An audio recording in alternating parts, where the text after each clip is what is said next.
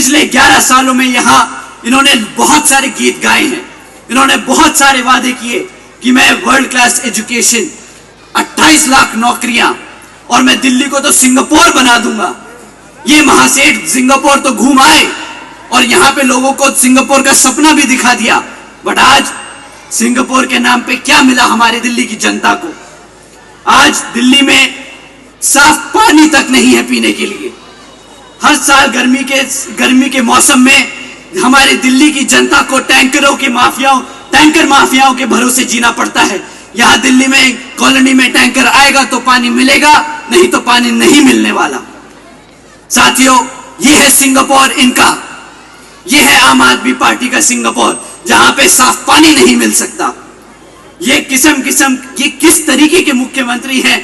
एक तरफ कहते हैं कि मैं सिटी ऑफ लेक्स बना दूंगा, और जब बारिश का मौसम आता है तो पूरी दिल्ली डूब रही होती है। इनका मतलब है कि दिल्ली को डुबा दो तो सिटी ऑफ लेक्स बन जाएगा। साथियों, इनके वादों का कोई सर पैर नहीं। जब भी इलेक्शन आता है तो इन्होंने तो एक नया वादा निकाल के डाल देना है आप लोगों के बीच में। पूरा करे या ना करे, कोई इनको जिम्मेदार नहीं ठहराता। जब इनसे हम पक्की सड़कों के लिए बारे में पूछे, साथियों, अगर आप इनसे कभी पक्की सड़कों के बारे में पूछेंगे ना, तो ये पलट के आपको जवाब देंगे कि जी वो तो एलजी काम नहीं करने देते। इनके पास हर चीज का जवाब है। जब आप इनसे सवाल करेंगे तब ये अपनी जिम्मेदारियों से पल्लू झाड़ने का काम करेंगे। तब ये बोल देंगे कि भाजपा काम नहीं करने देती, केंद्र की सरकार काम नहीं करने देती, एलजी काम नहीं करने देता। आज दिल्ली की जनता को इनसे पूछना होगा कि भाई अगर तुमसे काम नहीं होता है तो सत्ता छोड़ दो, नहीं जरूरत है तुम्हें मुख्यमंत्री या आम आदमी पार्टी को सत्ता में रहने की। केजरीवाल जी ने यह भी वादा किया था कि मैं दिल्ली को वायर फ्री कर दूंगा। इन्होंने यह भी वादा किया था कि मैं यमुना नदी साफ कर दूंगा और आप सबके साथ 5 साल बाद यमुना में डुबकी लगाने जाऊंगा। अगर आज इनको हम यमुना में खड़ा कर देना तो ये बाहर नहीं निकलेंगे। इतनी जहरीली कर दी इन्होंने ये हमारी यमुना। और यमुना के नाम पर कितना पैसा हर साल बजट में डालते हैं, उस पैसे का क्या हिसाब किताब है, आज इन्हें जवाब देना होगा। इस बारी इलेक्शन में इन्हें जवाब देना होगा कि इन्होंने कितना पैसा यमुना नदी में साफ करने में लगाया है। साथियों, इन्होंने बहुत पैसा उठाया यमुना साफ करने के लिए, सिंगापुर बनाने के लिए, पक्की सड़कें देने के लिए, हमारे बच्चों की एजुकेशन सिस्टम को सुधारने के लिए। परंतु आज भी एक भी क्षेत्र में इनके पास एक काम नहीं है बताने को। वैसे तो ये कहते हैं, बड़े गर्व से कहते हैं, अरे भाई मैं सीए हूं, मुझे पता है हिसाब किताब कैसे रखा जाता है, मैं आईआरएस से निकल के आया हूं, मुझे रेवेन्यू जनरेट करना आता है। तो आज मैं केजरीवाल जी से पूछना चाहता हूं कि आज दिल्ली 31 साल में पहली बार क्यों घाटे में चल रही है? इनके रहते क्यों सरकार घाटे में आई? साथियों, ये सिर्फ नाम के सीए और आईआरएस ऑफिसर रहे हैं, इनके बस की नहीं है दिल्ली चलाना। 31 साल तक दिल्ली सरप्लस में रही और इनकी सत्ता रहते हुए आज सरकार घाटे में चल रही है। अगर आप इनसे इस पे सवाल करेंगे तो पलट के ये इसको भी बोल देंगे कि भाई ये तो एलजी की गलती है, इसलिए दिल्ली सरकार घाटे में चल रही है। ये किसी से छिपा नहीं कि केजरीवाल जी एससी ओबीसी विरोधी हैं, आरक्षण विरोधी हैं और बाबा साहब विरोधी हैं। क्योंकि आप सब जानते हैं, आप सबको पता होना चाहिए, क्योंकि केजरीवाल जी की ही पार्टी है जिसने सुप्रीम कोर्ट में एससी एसटी रिजर्वेशन में सब क्लासिफिकेशन की याचना लगाई थी। साथियों, मैं फिर से कह रहा हूं, केजरीवाल जी एससी ओबीसी विरोधी हैं, आरक्षण विरोधी हैं और बाबा साहब विरोधी हैं। बीजेपी और कांग्रेस भी मैदान में है, परंतु आप इनके झूठे वादों से सावधान रहिएगा। बीजेपी और कांग्रेस दोनों की सरकारें कई राज्यों में चल रही हैं और अगर आप इनसे इनका काम पूछेंगे तो दोनों ही पार्टियों के पास आपको बताने के लिए एक भी काम नहीं होगा।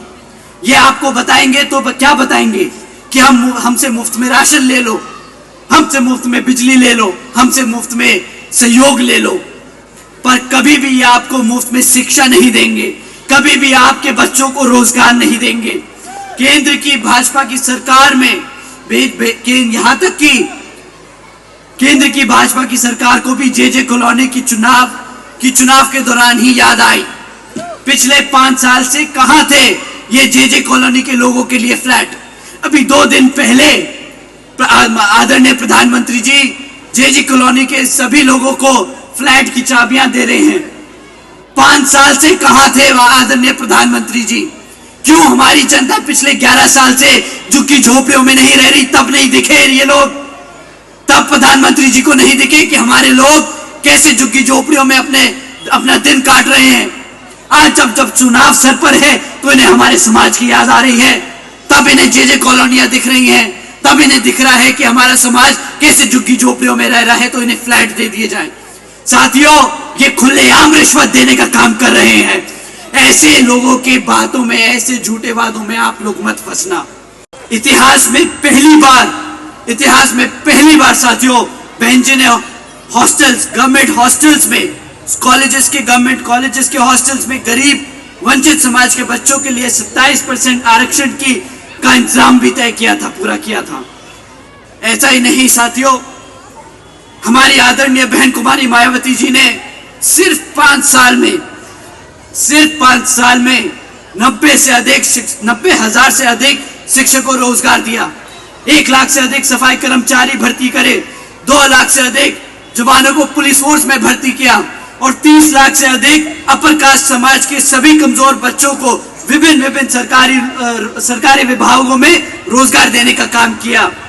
इतना ही नहीं, बल्कि बहन जी ने अपने शासनकाल के दौरान बसपा की सरकार ने कृषि एवं संबंधित कार्यों में मिनिमम वेजेस को 55 रुपए से बढ़ाकर 100 रुपए बढ़ाने का, प्रतिदिन करने का काम किया था। अन्य पिछड़े वर्गों की क्रीमी लेयर की वार्षिक आय को भी 3 लाख रुपए से बढ़ाकर 5 लाख रुपए करने का काम किया था। और साथ ही हमारे सभी किसान भाइयों को उनके गन्ना खरीदी के दाम रातों रात दुगने करने का काम किया था।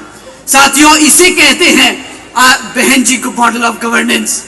साथियों, इसी गवर्नेंस मॉडल के तहत चलकर जब आप यहां पर दिल्ली में अपनी सरकार बनाएंगे तो यहां पर भी दिल्ली की सरकार इसी गवर्नेंस मॉडल के तहत चलकर हमारे सभी माताएं, बहनें, हमारे सभी बड़े बुजुर्ग और हमारे सभी युवा साथियों का ध्यान रखेगी, उनको पूरा आदर सम्मान देगी, उनको रोजगार देगी, उनको मेहनत करने का मौका देगी, काम करने का मौका देगी और एक इज्जतदार जिंदगी जीने का मौका देगी।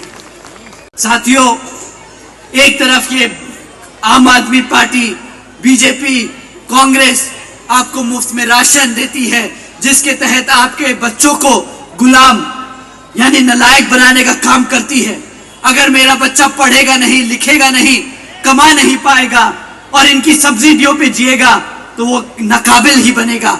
ये हमारे समाज को नाकाबिल बनाने की कोशिश कर रहे हैं ताकि हमारे समाज के बच्चे जिंदगी भर इनके सामने हाथ फैलाते रहें। परंतु साथियों, आदरणीय बहन कुमारी मायावती जी ये होने नहीं देंगी, ये होने नहीं देंगी। वो हमारे समाज को पढ़ा लिखा कर, रोजगार देकर, अपने पैरों पर खड़ा कर एक इज्जतदार जिंदगी देने का काम करेंगी। साथियों, इसीलिए यहां पर बहुजन समाज पार्टी जरूरी है, इसीलिए दिल्ली की सत्ता बीएसपी के हाथों में होना जरूरी है। साथियों, इन्हीं कुछ जरूरी बातों के साथ ही अब मैं आप लोगों से, मैं खासकर आदरणीय बहन कुमारी मायावती जी की तरफ से यह विशेष अपील करता हूं कि इस विधानसभा आम चुनाव में आप सभी लोग हर मोर्चे पे सावधान रहिएगा। आपका वोट बहुत कीमती है, आपका वोट कोई खरीद ना पाए, आपका वोट कोई लूट ना पाए, आपके वोट कहीं पड़ने से रह ना जाए। साथियों, जाति, बिरादरी, धन, बल, मंदिर, मस्जिद या किसी भी भावना आदि के नाम पर कोई स्वार्थी आपके वोट का दुरुपयोग ना कर ले। साथियों, क्योंकि देश के हर महिला, पुरुष व युवा को वोट का अधिकार यहाँ परम पूज्य बाबा साहब डॉक्टर भीमराव अंबेडकर जी की अति महत्वपूर्ण देन है। साथियों, कमर कसने का समय आ चुका है, सत्ता छीनने का समय आ चुका है, आपको शासक बनने का समय आ चुका है। जय भीम, जय भारत। केजरीवाल जी ने एक नहीं कई बार ये वादा किया है। 2014 में उन्होंने वादा किया था कि मैं दिल्ली में 8 लाख रोजगार दूंगा। उसके बाद 2022 में दोबारा वादा किया कि मैं 20 लाख से ज्यादा सरकारी नौकरी दूंगा, यानी टोटल में 28 लाख से ज्यादा रोजगार देने का वादा किया था। परंतु आज 11 साल बाद भी केजरीवाल जी की सरकार ने मात्र 12,500 नौकरियां दी हैं, मात्र 12,500 नौकरियां। भाई साहब, इनसे अगर कोई पूछे ना कि आपके वादों के पिटारे को खोल के दिखाओ, तो ये तो इतनी लंबी लंबी हाँकते हैं जैसे द्रौपदी की साड़ी हो, ये फेंके जाए और हम लपेटते जाएं। 28 लाख नौकरियां देने का वादा किया था और दिया क्या? 12,500 नौकरियां। ये भी कोई वादा होता है? ऐसे तो हम धोखा भी नहीं कह सकते, ये तो सामने सामने मुंह पे झूठ बोल के गया आदमी। इतना ही नहीं, बल्कि दिल्ली में जो पहले से सरकारी नौकरियां थी उनका आज इतना बुरा हाल कर दिया भाई साहब ने। आज 40% से ज्यादा वो सरकारी नौकरियों को भी इन्होंने कॉन्ट्रैक्चुअल यानी कच्ची नौकरियां बना दी। एक तरफ तो इन्होंने पक्की नौकरियां दी नहीं, दूसरी तरफ जो सरकार में पहले पक्की नौकरियां थी उनको भी आधी से ज्यादा नौकरियों को कच्ची बना दिया, ताकि कच्ची नौकरियों में इन्हें बाबा साहब का दिया हुआ जो हमारा आरक्षण है वो ना देना पड़े। साथियों ने कदम कदम पर हमारे बाबा साहब का दिया हुआ आरक्षण छीनने का काम किया है, चाहे हमारे बच्चों की वो शिक्षा हो, चाहे वो हमारे युवा साथियों के लिए रोजगार हो। कांग्रेस की बात करनी बेकार है। आज बीजेपी के लिए तो मैं 2 शब्द बोल भी सकता हूं, कांग्रेस के लिए तो वो भी बोलना बेकार है, क्योंकि कांग्रेस के जो 2 भाई बहन हैं, ये दोनों जोड़े निकलकर फैशन खेलने से तो इन्हें फुर्सत मिलती नहीं। पार्लियामेंट में जाके नीली टी-शर्ट नीली साड़ी पहन के नाटक पूरा कर लेते हैं। जिन राज्यों में इनकी सरकारें चल रही हैं, ये वहां तो हमारे समाज को आज तक सम्मान तो दे नहीं पाए। आज यहां पर जब दिल्ली के चुनाव सर पर है तो इन्हें फैशन खेलना है। साथियों, एक तरफ ये आम आदमी पार्टी, बीजेपी, कांग्रेस आपको मुफ्त में राशन देती है, जिसके तहत आपके बच्चों को गुलाम यानी नालायक बनाने का काम करती है। अगर मेरा बच्चा पढ़ेगा नहीं, लिखेगा नहीं, कमा नहीं पाएगा और इनकी सब्सिडियों पे जिएगा तो वो नाकाबिल ही बनेगा। ये हमारे समाज को नाकाबिल बनाने की कोशिश कर रहे हैं, ताकि हमारे समाज के बच्चे जिंदगी भर इनके सामने हाथ फैलाते रहें। परंतु साथियों, आदरणीय बहन कुमारी मायावती जी ये होने नहीं देंगी, ये होने नहीं देंगी। वो हमारे समाज को पढ़ा लिखा कर, रोजगार देकर, अपने पैरों पर खड़ा कर एक इज्जतदार जिंदगी देने का काम करेंगी। साथियों, इसीलिए यहां पर बहुजन समाज पार्टी जरूरी है, इसीलिए दिल्ली की सत्ता बीएसपी के हाथों में होना जरूरी है।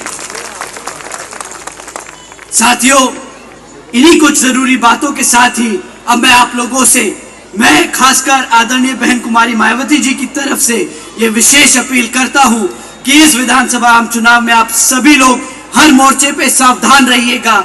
आपका वोट बहुत कीमती है, आपका वोट कोई खरीद ना पाए, आपका वोट कोई लूट ना पाए, आपके वोट कहीं पड़ने से रह ना जाए। साथियों, जाति, बिरादरी, धन, बल, मंदिर, मस्जिद या किसी भी भावना आदि के नाम पर कोई स्वार्थी आपके वोट का दुरुपयोग ना कर ले। साथियों, क्योंकि देश के हर महिला, पुरुष व युवा को वोट का अधिकार यहाँ परम पूज्य बाबा साहब डॉक्टर भीमराव अंबेडकर जी की अति महत्वपूर्ण देन है। साथियों, कमर कसने का समय आ चुका है, सत्ता छीनने का समय आ चुका है, आपको शासक बनने का समय आ चुका है। जय भीम, जय भारत। एक तरफ ये आम आदमी पार्टी, बीजेपी और कांग्रेस जैसी पार्टियां हैं जो हमारे समाज को दबा के रखना चाहती हैं, और दूसरी तरफ आपकी अपनी बीएसपी है जो आपके हमारे समाज को, हमारे समाज के साथ साथ सभी गरीबों, शोषितों, वंचितों और पिछड़े समाज के सम्मान दिलाकर उनको एक सम्मानजनक जिंदगी देना चाहती है। आदरणीय बहन कुमारी मायावती जी के नेतृत्व में बीएसपी ने कभी भी कोई हवाई वादे नहीं किए। साथियों, आदरणीय बहन जी ने हमेशा काम करके दिखाया है। जैसे आदरणीय बहन कुमारी मायावती जी ने सावित्रीबाई फुले बालिका शिक्षा योजना चलवाई थी, जिसके तहत 7 लाख से ज्यादा बच्चों को 12वीं तक की शिक्षा मुफ्त में देने का काम किया था, जिसके तहत 600 करोड़ से ज्यादा की लागत इन बच्चियों पर खर्चने का काम किया और इनको एक पढ़ा लिखा कर उज्जवल भविष्य देने का काम किया था। साथियों, इतना ही नहीं, आदरणीय बहन जी ने अपने शासनकाल में 6 engineering colleges, 2 homeopathic colleges, 24 polytechnic colleges, 2 paramedical colleges, 6 world class universities, 200 से अधिक इंटर डिग्री कॉलेजेस, 100 से अधिक ITIs, 550 से ज्यादा हाई स्कूल और 5,500 से ज्यादा प्राइमरी स्कूल बनवाने का काम किया था। और लिस्ट तो बहुत लंबी है, पर मैं गिनवा के थक सकता हूं। और आम आदमी पार्टी के लिए एक ही लिस्ट है, 0। इन्होंने 0 कॉलेजेस दिए, 0 स्कूल दिए, 0 हाई स्कूल्स दिए, 0 नई भर्ती करी। पर आदरणीय बहन कुमारी मायावती जी ने कई हजार स्कूल और कॉलेजेस खोले और उसमें मुफ्त में शिक्षा देने का काम किया हमारे समाज के बच्चों को। आपने 200 यूनिट जो बिजली मुफ्त मिली, उसके एवज में आपने क्या कीमत चुकाई, आज आप समझ लीजिए साथियों। आपने शिक्षा गवाई, आपने साफ पानी गवाया, आपने साफ हवा गवाई, आपने अपनी नौकरियां गवाई और आपने अपनी यमुना नदी गवाई। साथियों, ना मिल पाया हमारे समाज को कोई SC या OBC का कोई महत्वपूर्ण नेता इस सरकार से। आपने ये सब गवाया है। मिला तो सिर्फ आपको एक भ्रष्ट सरकार मिली, आपको सिर्फ एक भ्रष्ट सरकार, जिसके सारे नेता इवन मुख्यमंत्री तक जेल के पीछे होके चक्कर लगा के आ चुके हैं। यही मिला हमें पिछले 11 सालों में, एक भ्रष्ट सरकार, जिनके सारे नेता एक बार जेल के चक्कर तो हवालात खाई आए।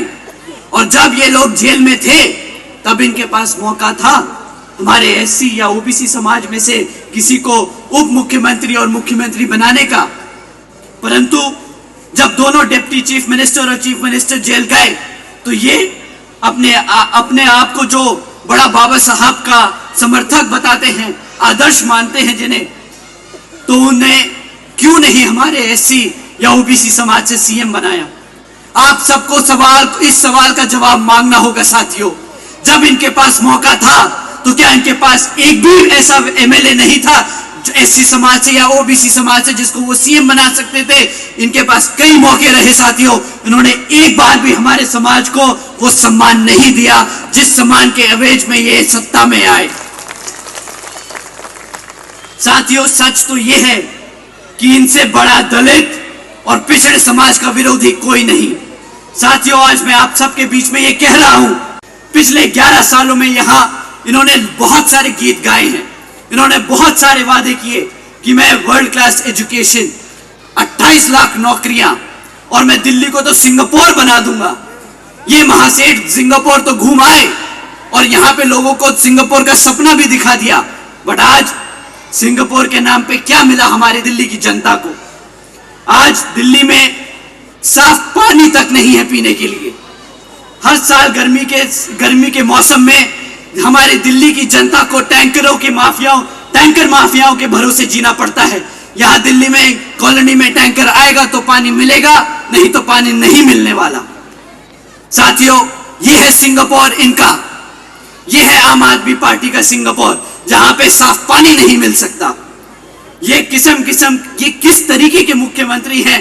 एक तरफ कहते हैं कि मैं सिटी ऑफ लेक्स बना दूंगा, और जब बारिश का मौसम आता है तो पूरी दिल्ली डूब रही होती है। इनका मतलब है कि दिल्ली को डुबा दो तो सिटी ऑफ लेक्स बन जाएगा। साथियों, इनके वादों का कोई सर पैर नहीं।